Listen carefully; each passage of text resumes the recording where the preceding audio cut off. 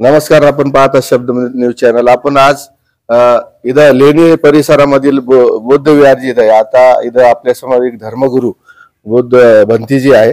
कारण या भागामध्ये अक्षरशः अवैध उत्खनन चालू आहे काही अनेक दिवसापासून। तहसीलदार आणि तलाठ्याकडे पण तक्रारी आहे, जिल्हाधिकाऱ्याकडे तक्रारी आहे। पण या परिसरामध्ये जे सुंदर लेण्या आहे, माग जे डोंगर दिसत आहेत त्या लेण्यामध्ये अक्षरशः हजारो वर्षापूर्वीची लेणी इथं आपल्या ऐतिहासिक लेण्या आहे। त्या ऐतिहासिक लेण्याला तडे जात आहे। जे ते बिल्डर लोक काम करत आहेत, बिल्डरच्या माध्यमातून उत्खनन चालू आहे अवैधपणे। त्याच्यावर कारवाई व्हायला पाहिजे असे भंतीजीची पण मागणी। आपण त्यांच्याकडून जाणून घेऊ काय प्रमुख मागण्या म्हणून। भंतीजी, हे जे अवैध उत्खनन चालू आहे लेण्याच्या परिसरामध्ये, याच्यापासून लेणीला काय धोका आहे? इथं पाझर तलावाच्या स्कीमा येत आहेत या नाल्यावर, आणि काही लोक जेसीपी आणून पोकलँड मशीन आणून हे नदी नाले हे पूर्ण त्या लेवल करून ते नष्ट करत आहेत। आणि तिथं पाझर तलाव होत असेल किंवा कुठले बी पाणी अडवलं जात असेल तर वरचा सगळा काळी मातीचा भाग आहे तो पूर्ण पाण्यामुळे खाली वाहतील आणि नुसते दगड राहतील। आणि दगड राहिल्यानंतर ते दगड काही दिवसानं असे खाली घरंगळत येतील, लोकांना त्रास होते। आता काल 2-3 दगड खाली आलेली आहेत, लोकांना ते लोक चालताना त्या लोकांच्या पुढे पडलेले आहेत। असे जर लोकांवर पडले तर लोकांना ते घात होण्याची शक्यता आहे। म्हणून प्रशासनानं जेसीपी पोकलँड मशिनी बंद करणे। याचं कारण या जेसीपी पोकलँड मशिनी रात्रंदिवस चालू आहेत, 24 घंटे चालू आहेत। डबल ड्रायव्हर येतो आणि ते रात्रंदिवस चालू असल्यामुळे रात्रीला त्याचा आवाज हा लेणीमध्ये जास्त घुमतो। लेण्या अशा धडधड हल्ल्यासारख्या अशा प्रकारचं ते रूप असते। म्हणून प्रशासनानं गाडी चालली हे गाड्या चालू आहे, या गाड्या चालू आहे याच्यामुळे माल चालू आहे। इकडे दाखवा तुम्ही कॅमेरा भंतीजीकडे। अशा प्रकारे हे ट्रक सध्या चालू आहेत माल नेणं, सिटीमध्ये लोकांना पुरवठा करणं। तर त्या लेण्या कमकुवत होत आहेत, लेण्याला भेगा पडत आहेत, लेण्याचे दगड चिरत आहेत, आवाज रात्रंदिवस चालू आहे। त्यामुळं प्रशासनाने त्याकडे लक्ष देणे। दुसरी महत्वाची गोष्ट की इथलं जे आर्किओलॉजिकल डिपार्टमेंट आहे, पुरातत्व खातं, हे तर अधिकारी इकडे येऊन बघायलाच तयार नाहीत, केवळ खुर्च्या धरून आपापल्या ऑफिसमध्ये बसून आहेत। ते कुठल्याच प्रकारे तक्रार घ्यायला तयार नसतात, ना इकडे लक्ष द्यायला तयार नसतात। रात्रंदिवस इकडे वेगवेगळ्या प्रकारचे लोक तलवारी घेऊन, कधी कोणी पिस्तूल घेऊन, कोणी चाकू घेऊन फिरतो, आणि 10-15 जणांचा ग्रुप इकडे फिरतो, आणि कोणी असं विरुद्ध बोललं तर त्यांना मारहाण करतात। रात्री 6, 7, 8, 9, 10, 11, 12 पर्यंत हा प्रकार चालत राहतो। म्हणून मला या जमिनी महत्वाच्या नसून मला ही लेणी महत्वाची आहे। आपल्या लेणीचं नाव काय? तर हे बुद्ध लेणी आहे, औरंगाबादची बुद्ध लेणी, विद्यापीठच्या पाठीमागची, ज्याला आपण चोर लेणी म्हणतो। त्याच्या अगदी बाजूलाच काही जेसीपी पोकलँड मशीन चालू आहे आणि एवढ्या मोठ्या आवाजात चालू आहे।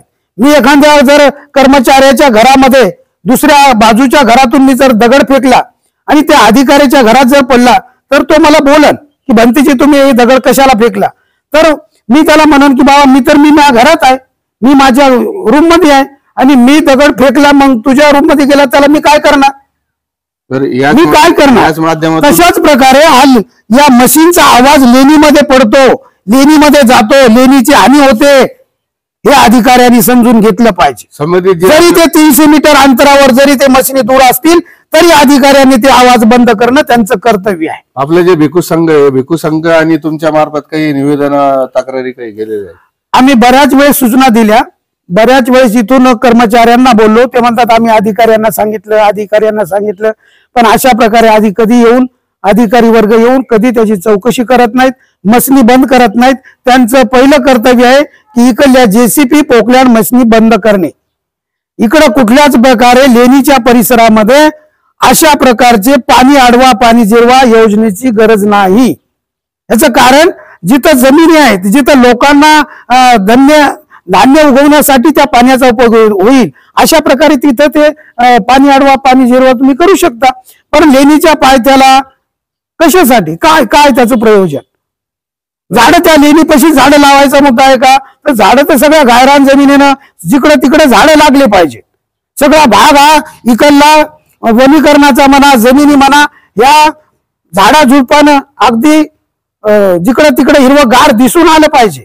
पण अशा प्रकारचं वातावरण दिसत नाही. केवळ बगीचा केल्यासारखं 5-10 झाडं किंवा 2-3 गुंठ्यामध्ये झाडं लावायचे, बगीचा करायचा, त्याच्यात आपण राहायचं. खनन जे चालू आहे कोण करतं ते आणि ते अवैध उत्पन्न, अवैध जे काम करतात, तर हे इथले गावगुंड आहेत, ज्यांनी मंत्र्यापासून ते आमदार, खासदार हे सगळे त्यांच्यामध्ये गुंतलेले आहेत. काही आमदाराचे, त्यांचे पीएचे, काही जेसीबी पण इथं कामाला आहेत, काही लोकांच्या जेसीबी कामाला आहेत, काही लोकांच्या ट्रक पण आहेत, ट्रॅक्टर पण आहेत, आणि ते राजरोसपणे अशा प्रकारे काम चालू आहे. म्हणून प्रशासनाला माझी सूचना आहे की त्यांनी हे काम त्वरित बंद करणे. इथं कुणाची जमीन मालकी हक्काची नाही. ही सगळी जमीन, इकडला भाग हा बुद्ध लेणी परिसराचा आहे, आणि या बुद्ध लेणीच्या परिसरामध्ये अशा प्रकारचे उत्खनन, कोणाचे कब्जे, जमिनीचं सपाटी करून प्लॉट टाकणे, जमिनी हडप करणे, हे प्रकार बंद झाले पाहिजे. याच माध्यमातून समाजाला काय आवाहन करणार? समाजालाही मी आवाहन करणार की समाज, लेणी काय माझी स्वतःची नाही, लेणीवर माझे काय नातेवाईक, लेकरं, बाळ, बायको माझे तिथं राहणार नाही. तर अशा प्रकारचं माझं कुठलंही कुटुंब नाही. मी गेल्या 40 वर्षापासून औरंगाबादच्या बुद्ध लेणीच्या परिसरात मी जीवन व्यतीत करीत असतो. लेणीकडे मी लक्ष देत असतो. माझं नाव भदंत सत्यदीपजी महाथेरो, आनंद बुद्ध विहार, बुद्ध लेणी, औरंगाबाद या ठिकाणी माझं वास्तव्य आहे. माझं वैयक्तिक कुठेही इथं काही संपत्ती, माझं कुठलंही वैयक्तिक इथं काही ठिकाण नाही. मी एक या रानावनात, या झाडाखाली मी राहून माझं जीवन जगत असतो. म्हणून प्रशासनाचं कर्तव्य आहे की त्यांनी लेणीचं संवर्धन राखण्यासाठी, लेणीचा विकास करण्यासाठी जे इथे या ठिकाणी जे काही प्रकार चालू आहे ते त्वरित बंद करण्यात यावे.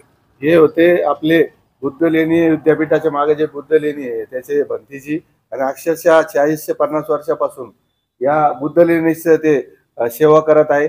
कुठेतरी आज त्यांनी समाजाच्या नागरिकांना, पुढाऱ्यांना आणि समाजसेवकांना आवाहन केलं या लेणीसाठी, या लेणीच्या बचावासाठी कुठेतरी पुढाकार घेऊन समाजसेवकांनी पुढे यायला पाहिजे असं त्यांचं आव्हान आहे. प्रशासनानं पण त्यांनी दखल घ्यावी असं पण आवाहन केलंय. माझं एवढंच म्हणणं आहे दैनिक शब्दमतच्या माध्यमातून आणि इतर मीडियाच्या माध्यमातून, कारण जिल्हाधिकाऱ्यांनी पण याच्याकडे लक्ष द्यायला पाहिजे.